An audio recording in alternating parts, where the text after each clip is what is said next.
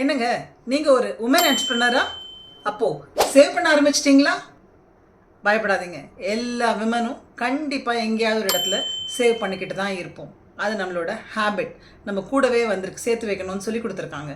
But எப்படி சேர்த்து வைக்கிறோம், கரெக்டாக சேர்த்து வைக்கிறோமாங்கிறத மட்டும் நம்ம இப்போ பார்க்கலாம்.